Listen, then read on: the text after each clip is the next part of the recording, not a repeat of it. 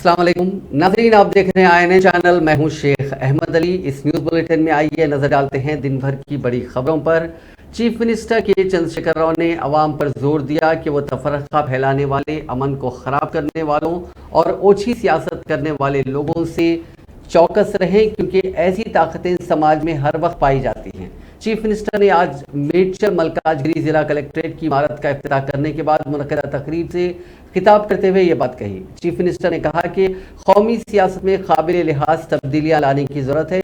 मुल्क भर में कई नदियाँ हैं और दीगर कुदरती वसाइल हैं, लेकिन मुल्क के अवाम तक ये नहीं पहुँच पा रहे हैं, इसलिए कौमी सतह पर नुमायाँ तब्दीली लाने की ज़रूरत है। उन्होंने कहा कि गुज़िश्ता 8 साल के दौरान तेलंगाना में TRS हुकूमत ने बरक़ी के बहरान को दूर करते हुए पल भर के लिए भी बरक़ी मनक़ते होने नहीं दिया जा रहा है, लेकिन आज भी मुल्क की कई रियासतों बिलखुसूस कौमी दारुल हुकूमत दिल्ली में बरक़ी की मजदूदी वक्फे से होती है। वहाँ 24 घंटे बरक़ी सरबराह नहीं होती, जबकि तेलंगाना के हर गांव में 24 घंटे मियारी बरक़ी सरबराह की जाती है।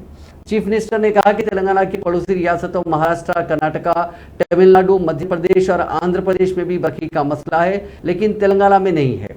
उन्होंने कहा कि आदिलाबाद के दूर दराज गुड़म या वरंगल के तांडे में या हैदराबाद के बंदर हिल्स में हर जगह 24 घंटे बरक़ी सरबराह होती है। चीफ मिनिस्टर ने कहा कि तेलंगाना एक दौलतमंद रियासत है। चीफ मिनिस्टर ने कहा कि रियासत की माशी सूरत हाल का पैमाना 2 चीज़ों से लगाया जा सकता है। उनमें एक फीकस आमदनी है। तेलंगाना की तश्कील से कबल फीकस आमदनी 1 लाख रुपए थी, लेकिन अब ये 2,78,500 रुपए तक पहुंच गई है। उन्होंने कहा कि फीकस आमदनी के मामले में तेलंगाना रियासत महाराष्ट्र, कर्नाटका, तमिलनाडु और गुजरात को पीछे छोड़ चुका है।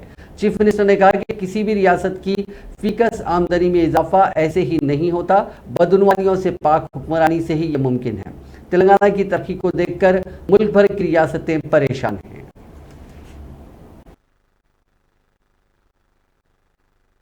మీకు నేను తెలియజేస్తా ఉన్నా 15th ఆగస్టు వేడుకలకు సంబంధించి కూడా హైటెక్స్ లో జరిగిన సభ నుంచి నేను చెప్పిన అంత ముందు కూడా చాలా సార్లు చెప్తా ఉన్నా.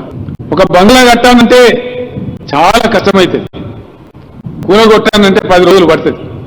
పటాపటా కూలగొట్టచ్చు, JCB పెట్టచ్చు, కూలగొట్టచ్చు, ఎటువంటి కూలగొట్టచ్చు.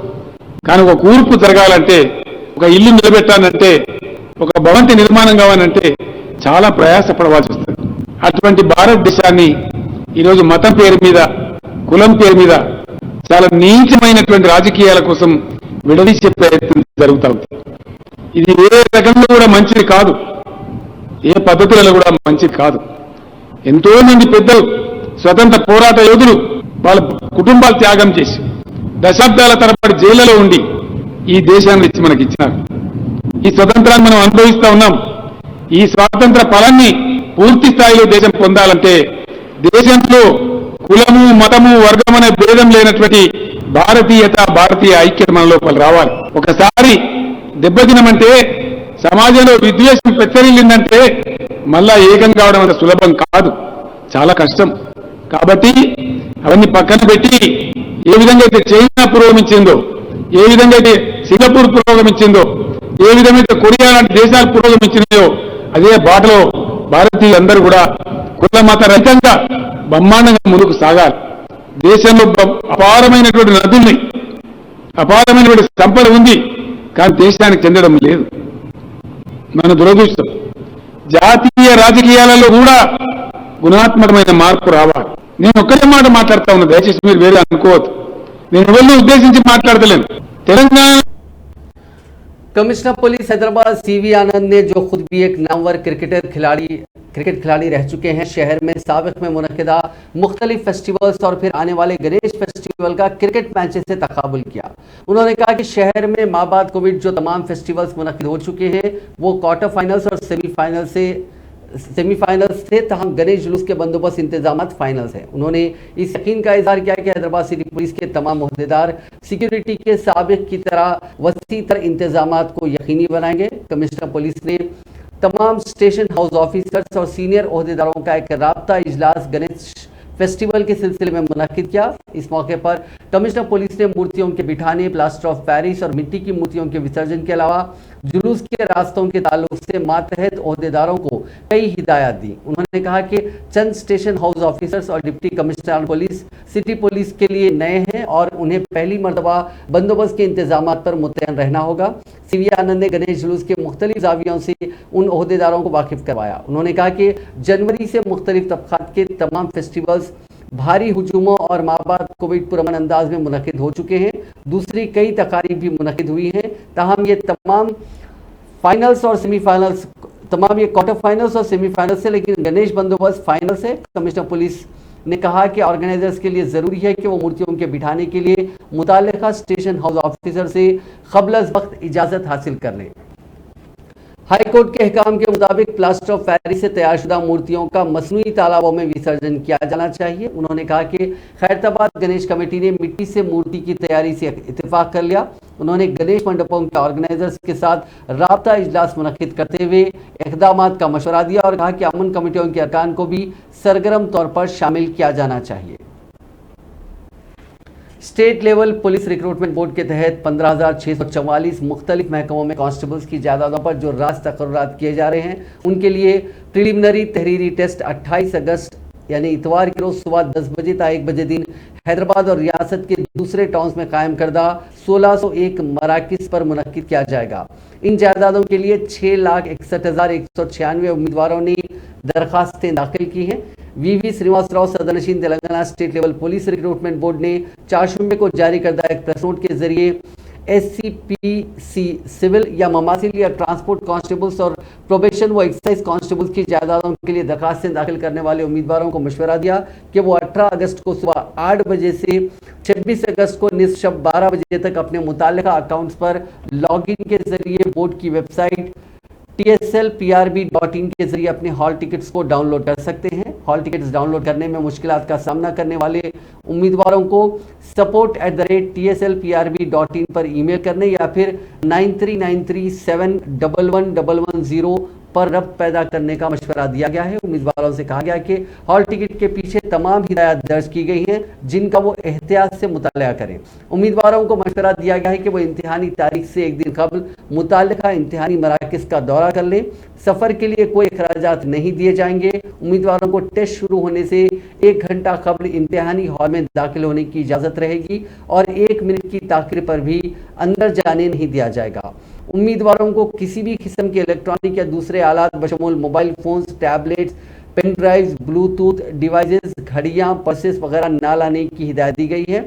सदर नशीन बोर्ड ने मजीद बताया कि पर्चे सवाल का किताबचा 2 ज़बानों इंग्लिश, तेलुगु और इंग्लिश उर्दू में शाया किया गया है। तकर्रुरात के मुख्तलिफ मरहल के अख्तिताम तक उम्मीदवारों को हॉल टिकट महफूज रखने का मशवरा दिया गया।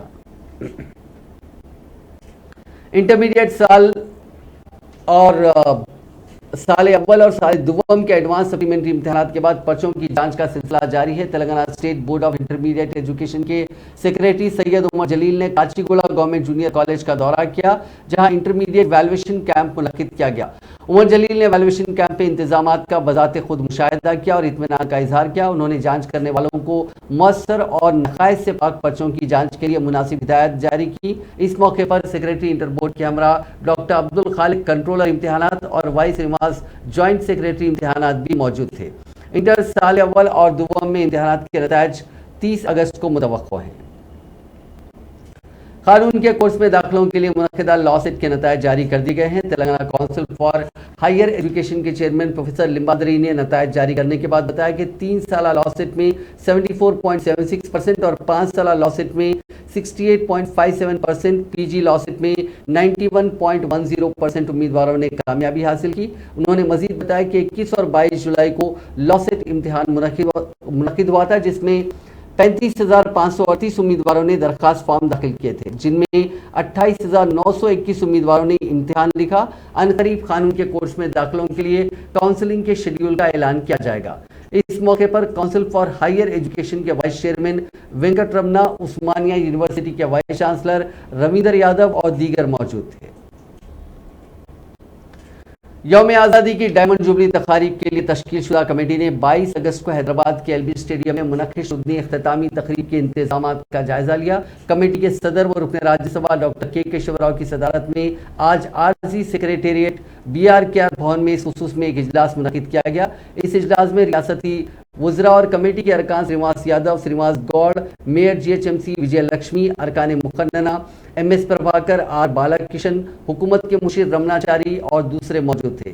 इजलास से खिताब करते हुए डॉक्टर केशव राव ने कहा कि यौम आज़ादी की डायमंड जुबली तकारीब का रियासत में 8 अगस्त से आगाज़ हुआ। हैदराबाद के अलावा रियासत भर में इन तकारीब में काफ़ी जोशो खरोश देखा जा रहा है। उन्होंने कहा कि 21 अगस्त को रियासत भर में शजरकारी का प्रोग्राम मुनक़िद किया जाएगा। 22 अगस्त को एलबी स्टेडियम में इख्तितामी तकरीब होगी, जिसमें चीफ मिनिस्टर चंद्रशेखर राव शिरकत करेंगे। इख्तितामी तकरीब में मुख्तलिफ कल्चरल प्रोग्राम्स होंगे और लेजर शो भी होगा। इसके अलावा बड़े पैमाने पर आतिशबाजी भी की जाएगी। वज़ीर जंगलात इंदिरा किरण रेड्डी ने कहा कि 8वें मरहले के हरिताहारम प्रोग्राम के तहत 19 करोड़ 54 लाख पौधे लगाने का निशाना मुकर्रर किया गया है, जिसके लिए 21 अगस्त को रियासत भर में बड़े पैमाने पर शजरकारी का प्रोग्राम मुनक्किद करने का फैसला किया गया। ये फैसला रियासत में जारी यौम आज़ादी की डायमंड जुबली तकारीब का एक हिस्सा होगा। उन्होंने आज आरीना भवन में जिला कलेक्टर्स और महकमे के आला ओहदेदारों के साथ एक वीडियो कॉन्फ्रेंस मुनक्किद करते हुए ये बात कही। वज़ीर जंगलात ने कहा कि 21 अगस्त के हरिताहारम प्रोग्राम में अवामी मुंतखबा नुमाइंदे, ओहदेदार, मुलाजिमीन और समाज के हर तबके को शामिल होते हुए उसे कामयाब बनाने की ज़रूरत है। उन्होंने कहा कि हरिताहारम प्रोग्राम के तहत अब तक रियासत में 264 करोड़ पौधों को लगाया गया, जिससे तेलंगाना में जंगलाती इलाके में इजाफा हुआ। शहरी इलाकों में भी सरसब्जी और शादाबी पर खुसूसी तवज्जो दी जा रही है। उन्होंने कहा कि डायमंड जुबली तकारीब के दौरान शहरी और दही इलाकों के खाली अराजिया, तालाबों के अतराफ पौधे लगाने का मंसूबा है। इस मौके पर महकमा जंगलात के स्पेशल चीफ सेक्रेटरी शांति कुमारी और दीगर आला ओहदेदार मौजूद थे। मुल्क की आज़ादी के 75 बरस की तकमील के मौके पर शहर हैदराबाद के तारीखी चार मीनार के पास फायर सर्विसेज डिपार्टमेंट की जानिब से एक रैली का एहतमाम किया गया। इस मौके पर उस रैली में फायर सर्विसेज डिपार्टमेंट की जानिब से इस्तेमाल होने वाली गाड़ियों और दीगर आलात की रैली निकाली गई। ये रैली चार मीनार से तारनाका तक निकाली गई। इस रैली को वजीर दाखिला महमूद अली ने हरी झंडी दिखाई।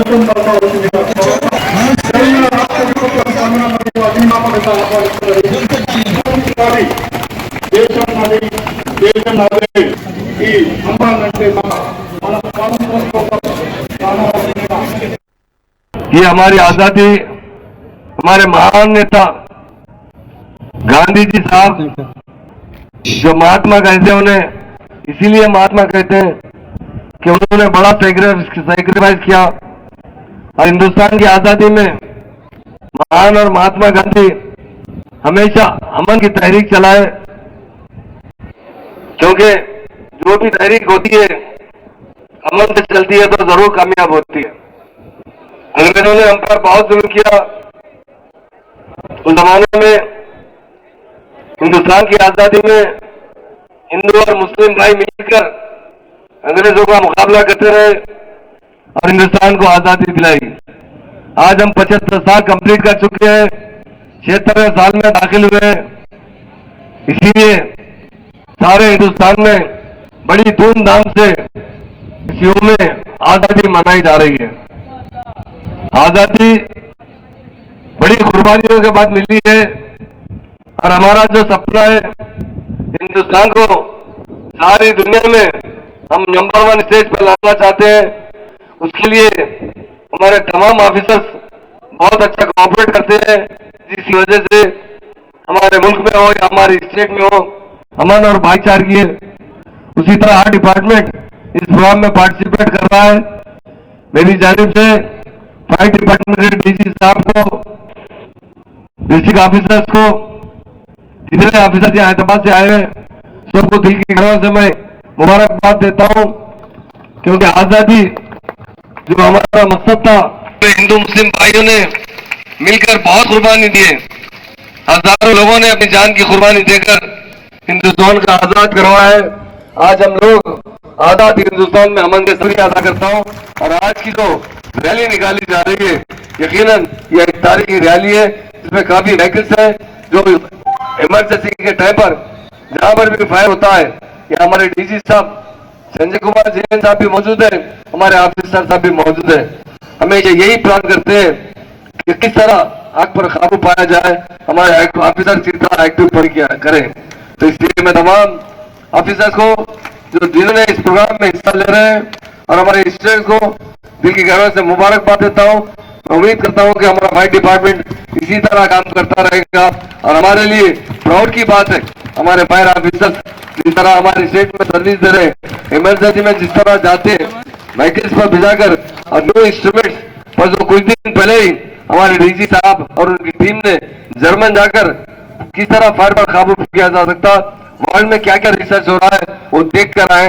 इंशाल्लाह आने वाले टाइम पर भी हमारे स्टेट में जो भी जरूरत के सामान हो गए फायर को कंट्रोल करने के लिए हम मुल्क की आज़ादी के 75 बरस की तकमील के मौके पर शहर हैदराबाद के बेशतर इलाकों में खून के अतिये के कैंप्स मुनक्किद किए गए। रुकने कानून साज काउंसिल के कविता ने तेलंगाना भवन में खून का अतिया दिया। मुल्क की 75वीं यौम आज़ादी के जश्न की कमेटी के सदरनशीन के केशवराव, मेयर हैदराबाद गदवाल विजयलक्ष्मी, रुकन असेंबली दानम नागेंद्र और दूसरों ने खून का अतिया दिया। इसी दौरान GHMC मेयर गदवाल विजयलक्ष्मी और दीगर ने इस कैंप में हिस्सा लिया। इस मौके पर विजयलक्ष्मी ने कहा कि खून का अतिया काफ़ी अहम है। इस दौरान GHMC के ओहदेदार फ्रीडम कप स्पोर्ट्स टूर्नामेंट के लिए तैयारी कर रहे हैं, जो जुमेरात को होने वाला है।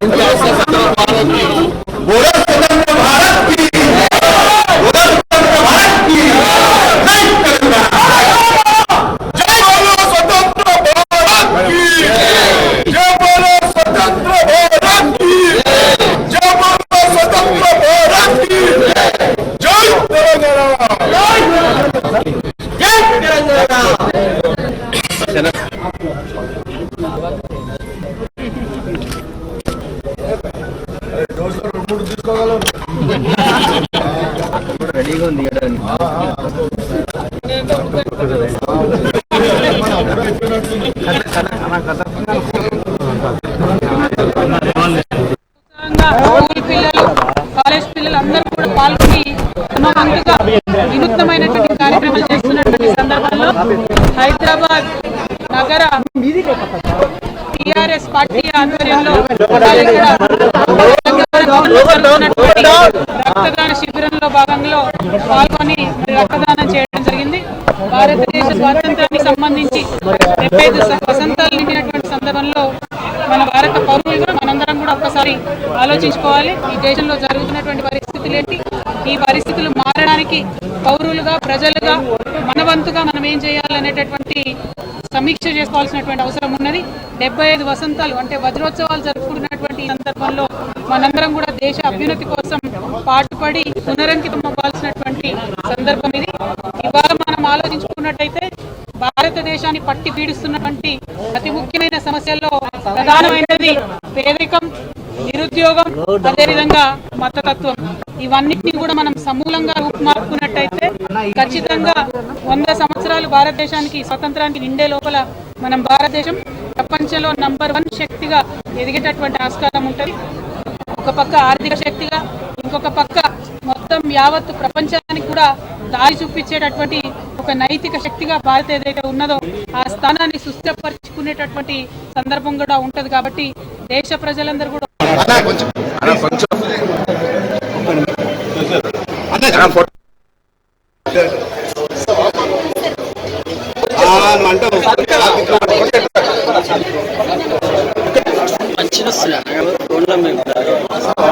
లైటింగ్ కొడుతుంది.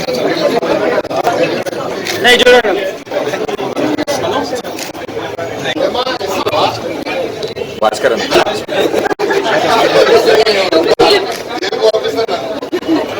భూషణ్ ఫోన్ వస్తుంది.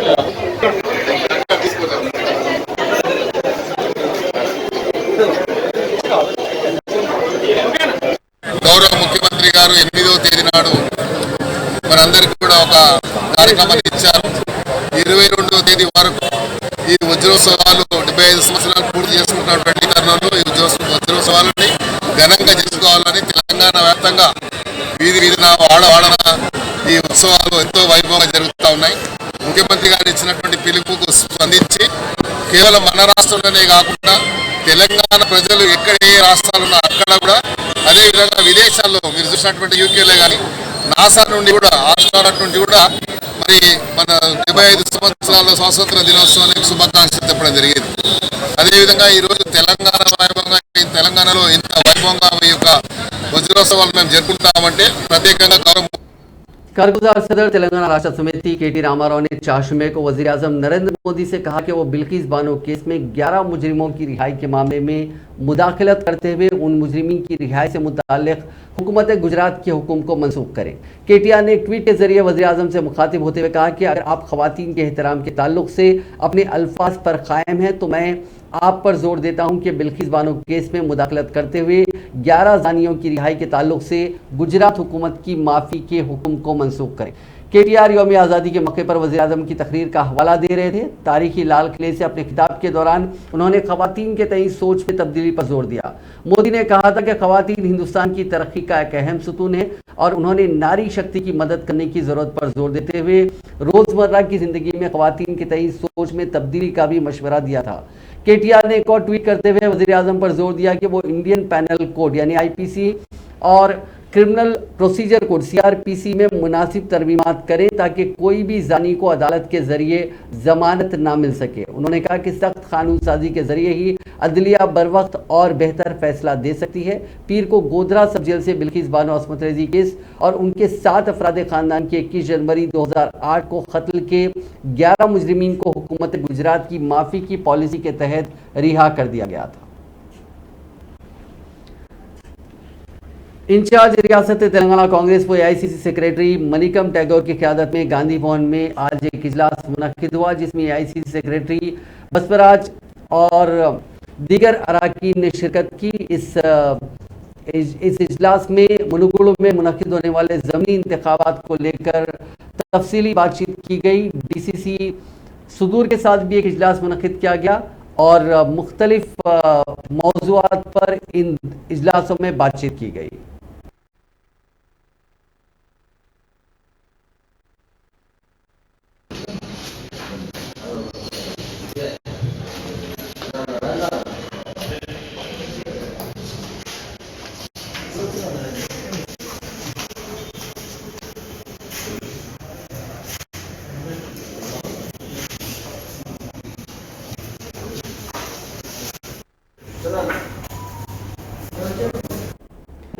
कांग्रेस लेजिस्लेटिव पार्टी के लीडर भट्टी विक्रमार्का ने रियासती पुलिस पर शदीद तनकीद करते हुए कहा कि पुलिस तेलंगाना कांग्रेस कायदीन में नाराजगियों में दिन ब दिन इजाफा हो रहा है। नाराज कायदीन की फहरिस्त में आज साबिक रुकन असेंबली और पार्टी के सीनियर कायद मर्री शशिधर रेड्डी भी शामिल हो गए। उन्होंने आज पीसीसी सदर रेवंत रेड्डी और तेलंगाना कांग्रेस उमूर के इंचार्ज मनिकम टैगोर को तनकीद का निशाना बनाया। उन्होंने कहा कि रियासत में पार्टी को चलाने वाले ही पार्टी में उथल पुथल के जिम्मेदार साबित हो रहे हैं। उन्होंने इल्जाम लगाया कि तेलंगाना कांग्रेस उमूर के इंचार्ज मनिकम टैगोर रेवंत रेड्डी के एजेंट बनकर रह गए। रेवंत रेड्डी मनिकम टैगोर के मातहत काम करने के बजाय उन्होंने मनिकम टैगोर को ही अपना मातहत बना लिया है, जिसकी वजह से तेलंगाना में पार्टी को काफी नुकसान हो रहा है। उन्होंने कहा कि इन दोनों कायदीन के रवैये से पार्टी को फायदे से ज्यादा नुकसान हो रहा है। शशिधर रेड्डी ने कहा कि राहुल गांधी को गलत रिपोर्ट्स पेश किए जा रहे हैं जिससे रियासत में क्या चल रहा है हाईकमान को इसका इल्म नहीं हो पा रहा है। साबिक रुकन असेंबली ने कहा कि राहुल गांधी से मुलाकात के दौरान तेलंगाना की पार्टी की सरगर्मियों से वाकिफ करवाया गया था, जिस पर राहुल गांधी ने एक खुसूसी मैकेनिज्म तैयार करने का वादा किया था, लेकिन 4 महीने गुजरने के बाद भी वो मैकेनिज्म तैयार नहीं हुआ।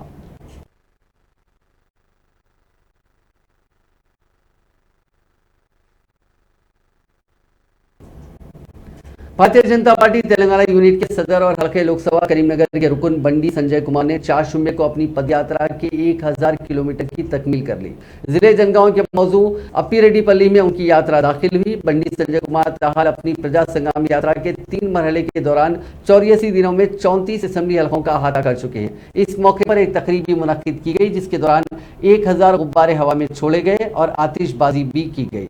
बंडी संजय कुमार ने कहा कि उनकी इस यात्रा का मकसद तेलंगाना के अवाम को दरपेश मसाइल से वाकिफियत हासिल करना और अवाम में ये भी एतमाद पैदा किया जा रहा है कि मरकज की बीजेपी ज़ेर क़यादत मोदी हुकूमत उनका ख्याल रखेगी।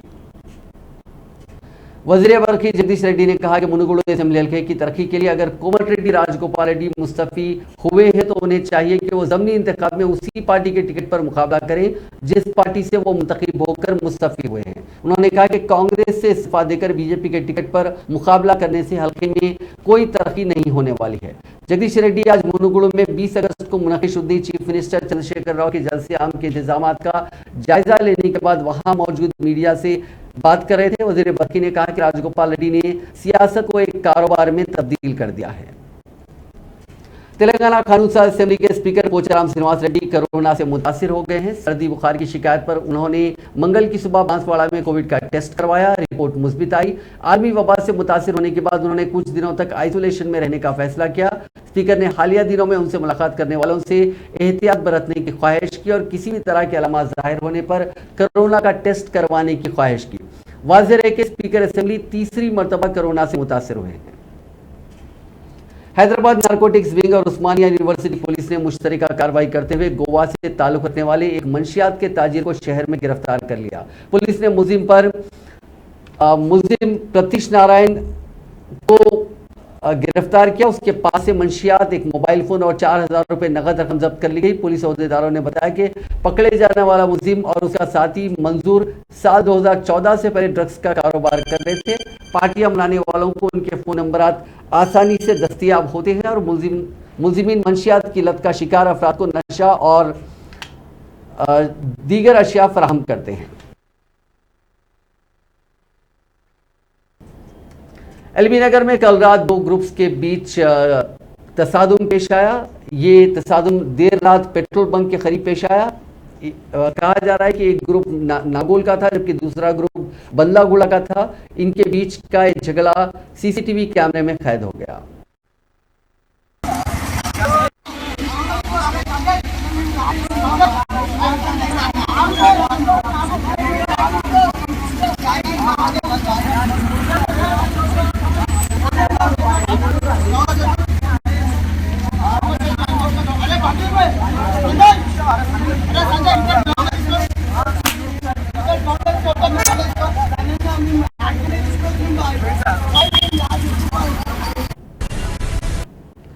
नाज़रीन, इस न्यूज़ बुलेटिन में बस इतना ही। आप देखते रहिए INN चैनल।